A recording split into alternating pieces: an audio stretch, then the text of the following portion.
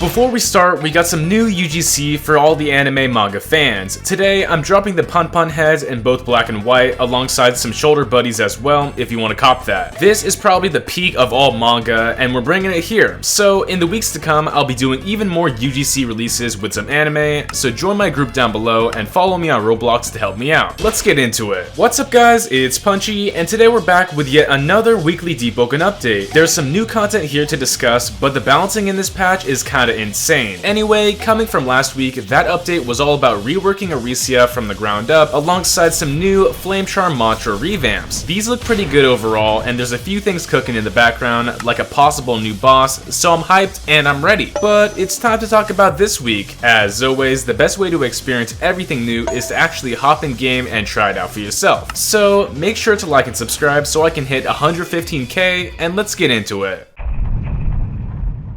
Building off some content from last week, we have a special black market hour from the new Arisia NPC. So, occurring late into the night, Transaction in the Arisia cave will sell some pretty solid options if you're lucky. There's a bunch of crazy stuff that you can buy from this NPC, but it's pretty mysterious and once again only happens a single hour out of the day. Next up, with a hybrid talent rework, we got an overall adjustment for SCORCHBLOOD. Now, guard breaking any opponent using any blood mantra will cause a blood explosion which sets targets on fire and also poisons their blood. I think this is a cool improvement, but I still kinda hate that it only activates with the use of blood mantras and not fire mantras. Added as some new content to a well-established classic Deepwoken enchant, we have Heroism and its new ability, Reflection. With this enchant, if you're at very high HP or very low HP, you get a small boost of damage, but now you can gain an extra effect that reflects statuses. While under elemental status, you can M1 a target to give that status to them, and it can even apply to other effects that aren't elemental. Talents like All the Dead Gods or the taunt status can also be transferred on hit. So it's pretty powerful and overall just a nice passive.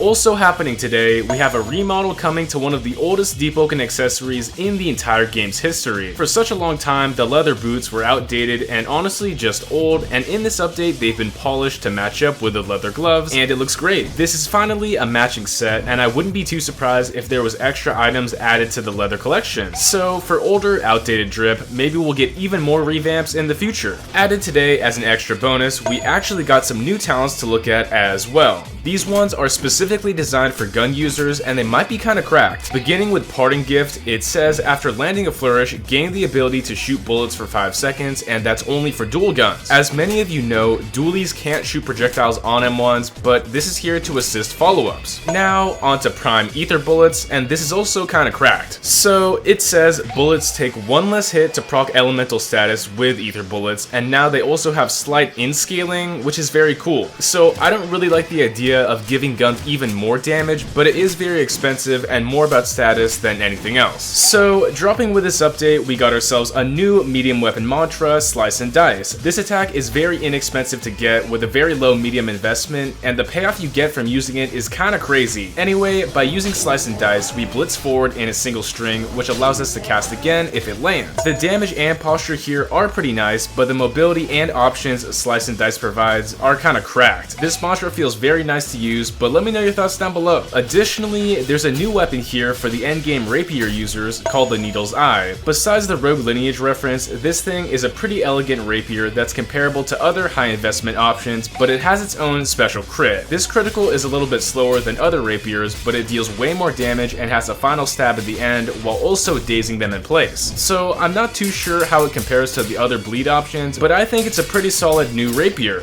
It's also worth mentioning there are some visual changes that I guess help and indicate what's going on with your equipment as well as your power level. Found on your equipment, it will now show you the arrows indicating if there's a drop in HP or an improvement, and you can compare the two depending on what you're wearing and what you want to be equipping. On the other hand, when it comes to viewing your power level, you should notice orbs around the outside of the icon. These symbolize a stat point that you've invested, and there's 15 for each level, and they light up after you do invest that point.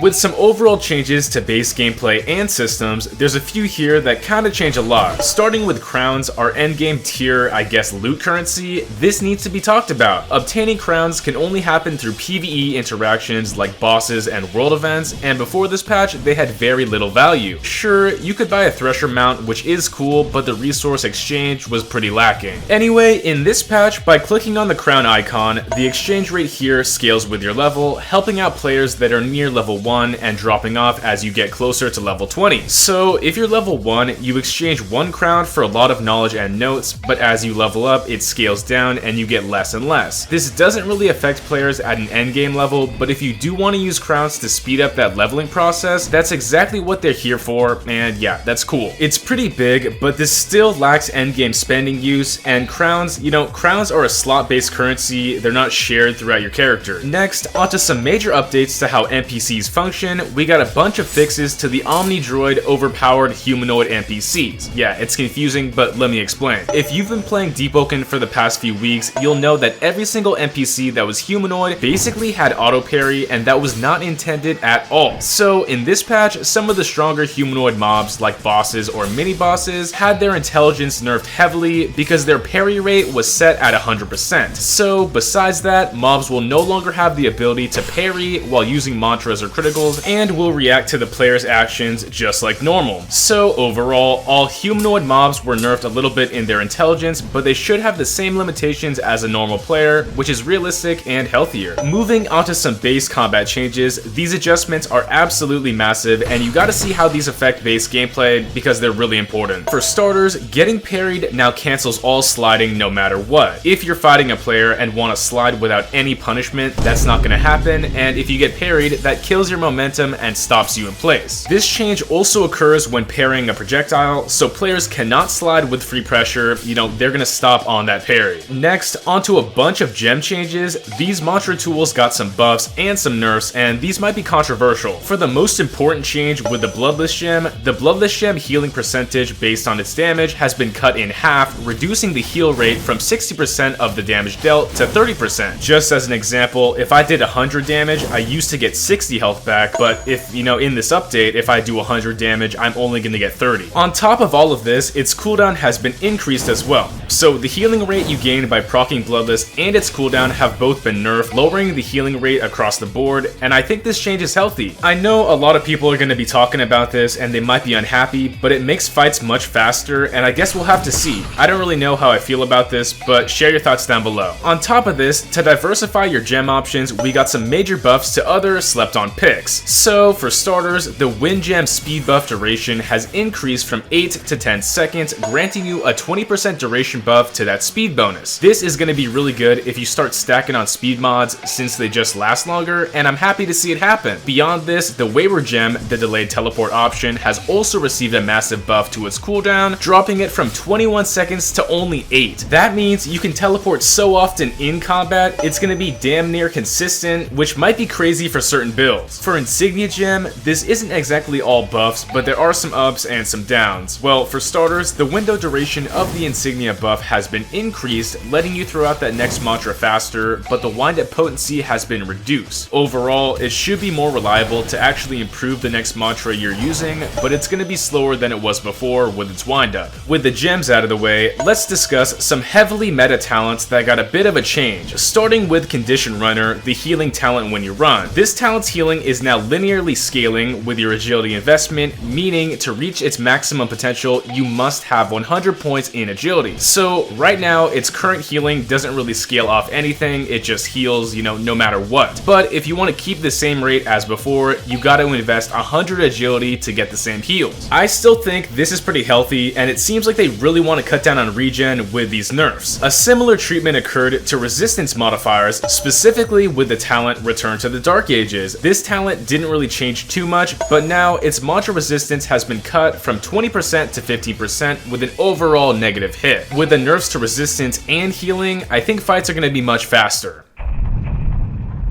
Moving forward onto some enchant changes, these adjustments are pretty large, and honestly, we haven't seen any enchant changes for a while now. Starting off with the Curse of the No Life King, we've got yet again a possible nerf to how this weapon's healing works. The NLK healing now linearly scales with weapon investment, just like the previously mentioned Conditioned Runner. Instead of a consistent healing rate, you must have 100 points in your weapon to get that same healing as before. Previously, any stat investment into your weapon granted the same regen across the board, but now you really have to invest if you want those heals. With another popular enchant nerf, it's time for the fall of Obfuscation. This enchant granted a speed boost on hit, was almost impossible to see, but it was primarily used in combat for its busted chip damage. In this update, the Obfuscation enchant now deals normal posture, it used to be less, but its chip damage has been nerfed heavily. Now, this enchant is more about gaining speed on hit than bypassing blocks, but it basically ruled the game from before. We'll see what happens to this option. Is it gonna die? But maybe the meta will switch up. Onto another M1 based meta enchant, Stone has been changed with a few buffs and nerfs. The Stone enchant now deals even more posture damage on its M1s, but that posture buff no longer occurs on crit. In my opinion, this is kind of sad, and I don't like this because you do have fewer options, but M1s are much more viable than before, and the damage dealt on guard break is still buffed with this enchant. Next up, with the Blazing enchant, this is finally buffed up again. Blazing now takes fewer hits to proc burn on medium weapons, dropping from 4 hits to 3, and similarly with light weapon, dropping it from 6 hits to 4. Now, this option should consistently ignite players, and I consider this a pretty big buff to FLAMECHARM, which is also kinda up. Moving forward with a weird option, we got a crazy buff to the Elastic enchant. This enchant, Bungee Gum, pulls players on hit and is only really used to displace and whip people around. Now, in the current update, the Elastic enchant pull time has been increased by 33%, meaning you now have more control of the battlefield than ever before. Does this mean Elastic is finally meta?